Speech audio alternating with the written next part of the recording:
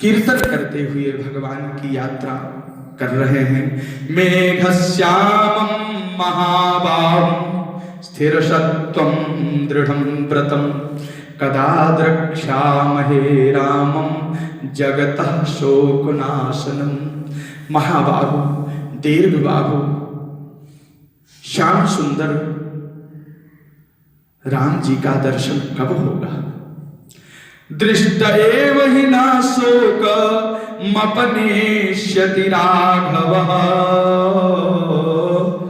तमः सर्वस्य लोकस्य समुद्यन्निव भास्करः। बहुत बढ़िया भाव, सुंदर श्लोक।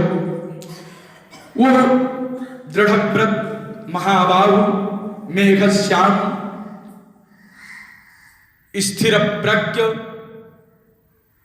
रघुनंदन राघव का दर्शन कब होगा? यात्रा कब संपन्न होगी? इतनी आशा लेकर के भक्ति के साथ कीर्तन करते हुए चल रहे हैं। अब आप सोचें कि धर्म स्थल में जाएं, तीर्थ स्थल में जाएं, देवालय में जाएं, भगवान के मंदिर में दर्शन करने के लिए जाएं, तो क्या भाव होना चाहिए? यही भाव होना चाहिए कि दीर्घबाहु राम का दर्शन कितना जल्दी होगा, महाबाहु राम का दर्शन कितना जल्दी होगा। ये भाव रहे। अगर इस भावमयी कल्पना में, यात्रा में अगर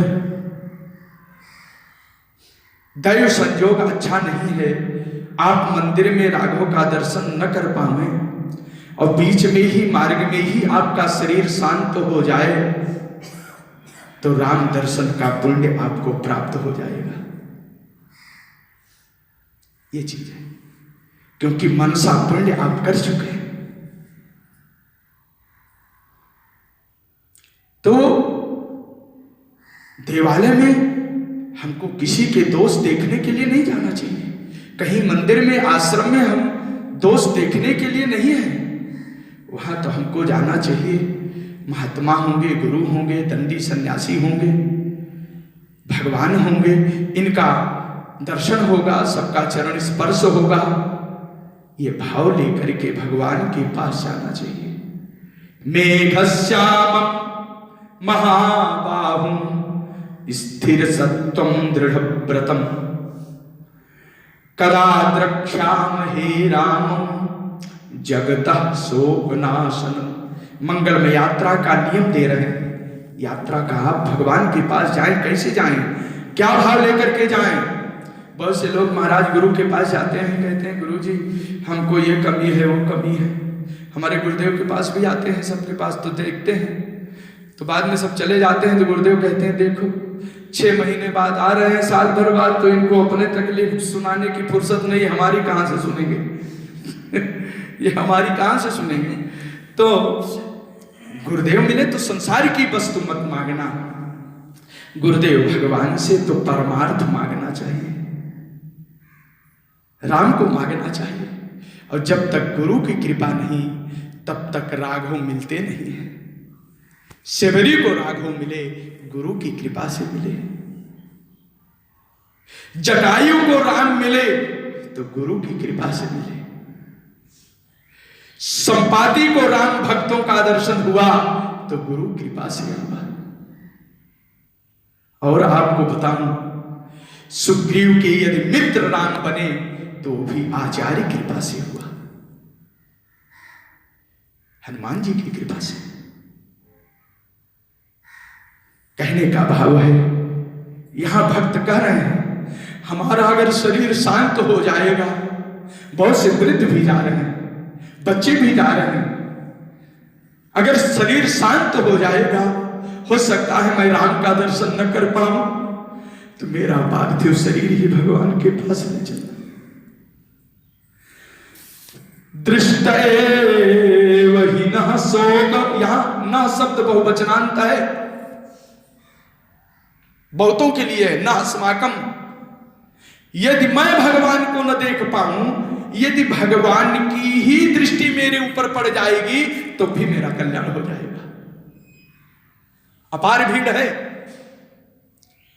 अपार भीड़ है, बहुत सारे सैनिक हैं। चक्रवर्ती सम्राट की प्रजा राम दर्शन के लिए जा रही है। एक देश में मुख्यमंत्री आता है शहर में, एक मुख्यमंत्री शहर में आता है, कितनी गाड़ियां, कितनी भीड़ होती है। एक राष्ट्रपति प्रधानमंत्री आता है, कितनी सुविधाएं, कितनी भीड़ होती है देखने के लिए, फोटो खिंचाने के लिए कि हमारी भी फोटो एक योगी के साथ आ जाए, मोदी के साथ आ जाए। कितनी भीड़ लगी रहती है। और ये तो महाराज जगत गुरु हैं, लोकाभिराम है, लोक लोचनाभिराम है, नयनाभिराम है, ये तो मनोभिराम है। इनके दर्शन के लिए तो चक्रवर्ती सम्राट की पूरी लश्कर जा रही है, प्रजा जा रही है। कितनी भीड़ होगी, सब कर हैं, राम अकेले हैं। यदि मैं न देख पाया, पीछे रह गया, कहीं से यदि राम मेरी ऊपर दृष्टि कर लेंगे तो मेरा कल्याण हो जाएगा। दृष्ट एव रामः सन्निहितश्चे, बहुत सुंदर भाव। दृष्ट एव रामः सन्निहितश्चेत् समंदस्मितो माभूत कटाक्ष पूर्वकं किंचित प्रिय वचनंच मावोचत अस्माभिश्च न यत्नः कार्यः किंतु दूरे दर्शन मात्रेण अस्मच्छोकाः सर्वे नश्येयुः। कृपा पूर्ण दृष्टि यदि राघव की दूर से भी मेरे ऊपर पड़ गई तो मैं कृतार्थ हो जाऊंगा, मेरे सारे शोकों का अपनोदन हो जाएगा, मेरे सारे शोक नष्ट हो जाएंगे। ये महाराज श्री गोविंद राज जी ने सुंदर व्याख्या लिखी, इसलिए हम आपके चरणों में निवेदन कर रहे हैं। इतना सुंदर भाव आचार्य ने दिया, अपना भाव दिया कि दृष्ट एव हि नः शोको मपनेष्यति राघव तमः सर्वस्य लोकस्य समुद्यन्यो भास्करः यत्र राम। आज पहुंच गए श्रृंगबेरपुर, सब श्रृंगबेरपुर पहुंच गए। और श्रृंगबेरपुर पहुंच करके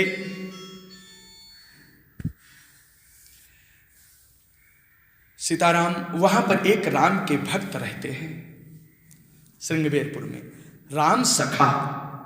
लेकिन इनके लिए दो विशेषण महर्षि वाल्मीकि जी दे रहे हैं। सोच रहा था कि निकल जाऊं लेकिन नहीं निकल पा रहा हूं। महर्षि वाल्मीकि जी ने दो विशेषण दिया। श्रृंगबेरपुर कौन है? किसी संत की तपस्थली है, पावन गंगा का तट है। संत की तपस्थली पावन गंगा तट के साथ सबसे बड़ी विशेषता क्या है? ये किसी राम भक्त का निवास स्थान है।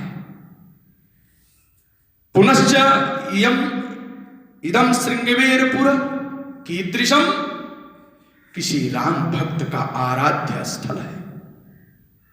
यहीं पर राम सीता ने शयन किया था। हम केवल 32 अक्षर का एक श्लोक आपके चरणों में, यत्र राम सखा वीरो गुहो ज्ञाति गणैर्वृतः निवसत्य प्रमादेन देशं तं परिपालयन्। ये राम सखा कौन है? गुह है, निषादराज है। विशेषता क्या है? पहली विशेषता इनकी है ज्ञाति गणैर्वृतः, ज्ञातीनां कुटुंबानां तस्य समूहः समूहेन आवृतः।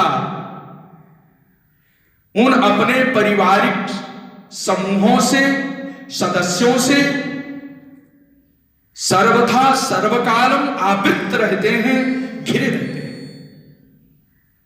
मनमानी नहीं है। देखिए, भक्त होना चाहिए। ये जरूरी नहीं है कि हम त्याग, शरीर हर घर त्याग दे, परिवार त्याग दे तभी हम संत बनेंगे।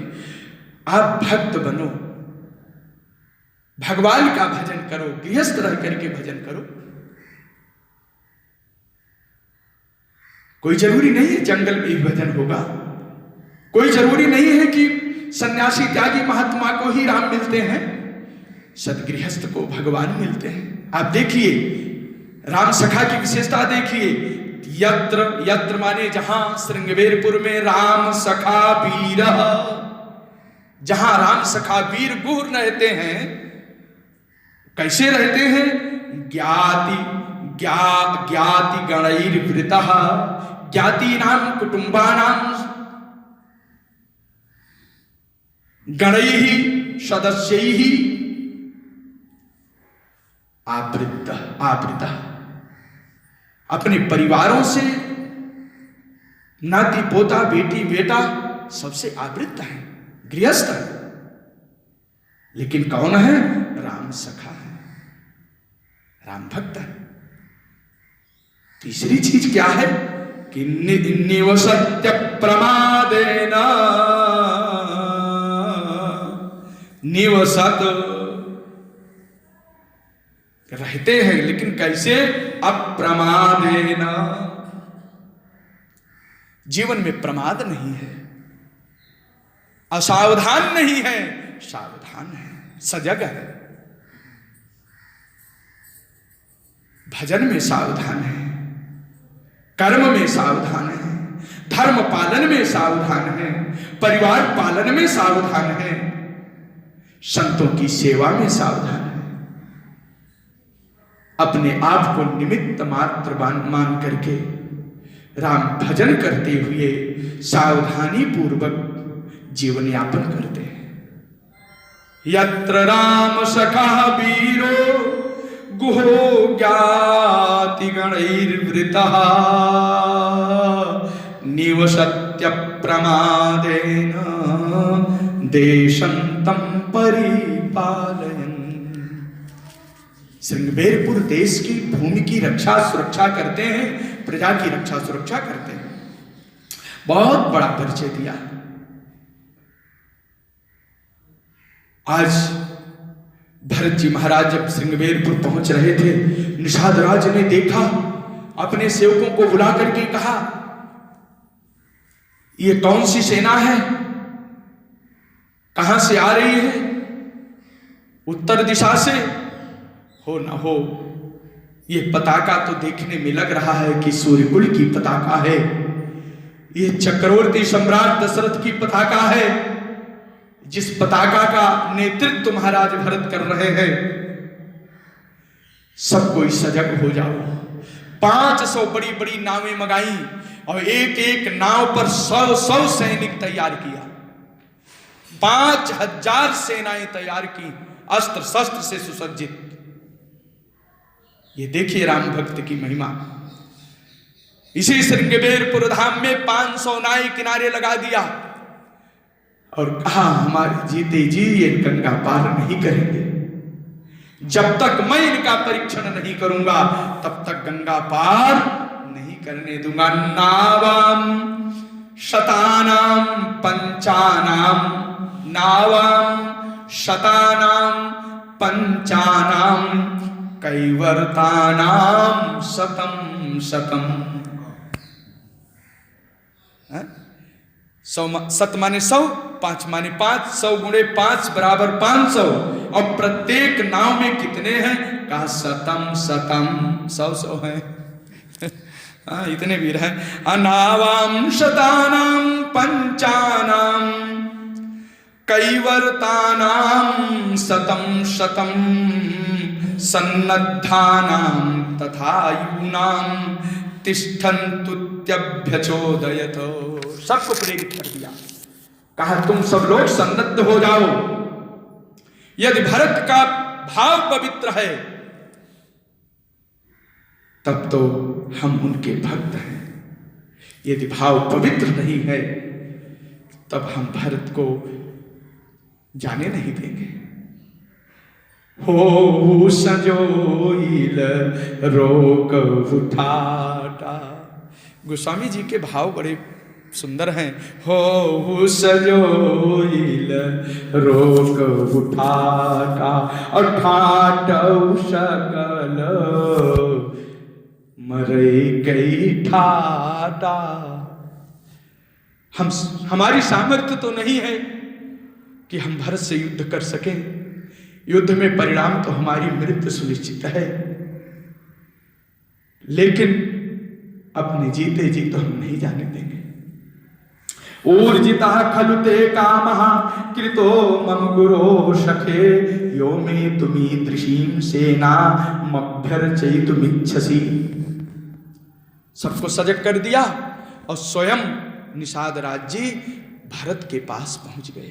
परीक्षा लेने के लिए जा रहा हूं, परीक्षा ले रहा हूं।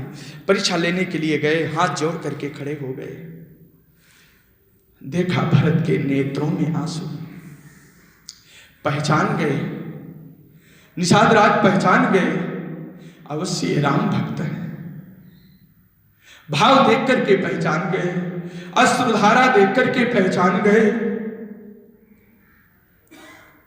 महाराज पूछा, भरत ने केवल एक वाणी में पूछा, भैया निषाद, आप तो यहां चप्पे चप्पे से प्रसिद्ध हैं, परिचित हैं। यहां के एक एक गली से, एक एक मार्ग का आपको बोध है, परिज्ञान है। आप बताओ कि हम राम का अन्वेषण करने के लिए किस मार्ग से जाएं? हमको राम का पता कैसे प्राप्त हो? निषाद राज ने कहा,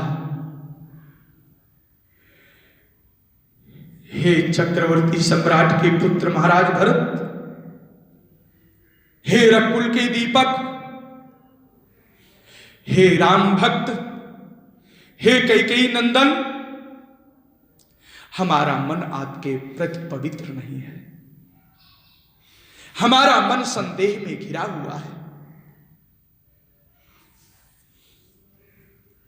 यद्यपि आपको देखने से संदेह दूर हो गया, वाणी सुनने से भी संदेह दूर हो रहा है, परंतु विश्वास नहीं हो रहा है। आप बताएं, राम को क्यों ढूंढ रहे हैं? भरत जी ने कहा, भैया मैं राम को मनाने के लिए जा रहा हूं, राम को अयोध्या लौटा लाने के लिए जा रहा हूं। निषाद राज भरत के चरणों को पकड़ लिया।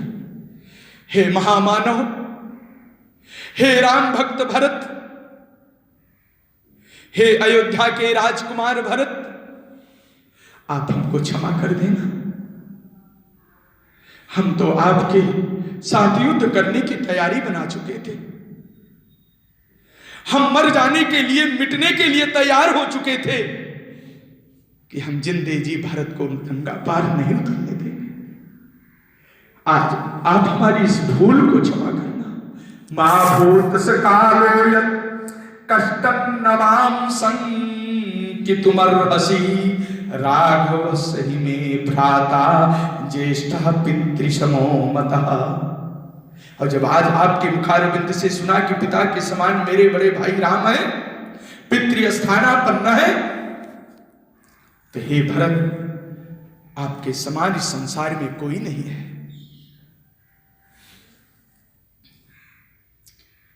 यह कम देखा गया है कि धन्यस्तन्न त्वया तुल्यम और पश्यामि जगती तले। मैंने इस संसार में, मैं वृद्ध हो चुका हूं, इतनी अवस्था मेरी हो चुकी है, लेकिन मैं अपने जीवन में, इस संसार में आप जैसा राम भक्त नहीं पाया अब तक। धन्यस्तन्न त्वया तुल्यम पश्यामि जगती तले अयत्नादागतम राज्यम। क्या बात है! जो बिना परिश्रम के राज्य मिल रहा हो, बिना मांगे राज्य मिल रहा हो, बिना इच्छा के राज्य मिल रहा हो, और उस राज्य को तुम राम भक्ति में छोड़ रहे हो। यह राम भक्त ही कर सकता है और कोई दूसरा नहीं कर सकता है। धन्यस्तन्न त्वया तुल्यम पश्यामि जगती तले अयतनादागतं राज्यं यस्त्वं त्यक्तुमिहेच्छसि। इसलिए हे भरत, आपके समान तो कोई नहीं है। चलत पयाते खात फल पिता दीन तजिराजो जात मनावन रघुबरनी और भरत सरिस को आज। भरत के समान इस त्रैलोक्य में कोई नहीं, भरत के समान इस त्रैलोक्य में कोई नहीं है। अच्छा हे निषाद, बताओ मेरे राम कैसे थे, कैसे गए, कहां सोए थे, कहां लेटे थे? निषाद राज ने संक्षिप्त में परिचय दिया। कहा भरत जी, मेरे से बड़ा अपराध हो गया। राम ने बरगद का दूध मेरे से मंगाया, बरगद का दूध मेरे से मंगाया। मैंने अपने इन्हीं हाथों से बरगद का दूध ला करके राम को दिया और उसी दूध को अपने बालों में लगा करके अपने जटा बना लिया। भगवान जटाजूट बन गए, जटाजूट धारण कर लिया। जटाधरौ, 4 लाइन का श्लोक। श्लोक के प्रत्येक शब्द द्वितीय विभक्ति में। जटाधरौ तौ सातौ, बहुत सुंदर श्लोक। जटाधरौ तौ, केवल इस श्लोक का पाठ करेंगे, अर्थ आप सब समझ लेना विज्ञ है। जटाधरौ तौ अद्रुम चीरवाससौ महाबलौ कुंजरयूथ पोपमौ वरेषु धी चापधरौ, वरेषु धी चापधरौ परन्तपौ व्यवेक्षमाणौ सह सीतया गतौ।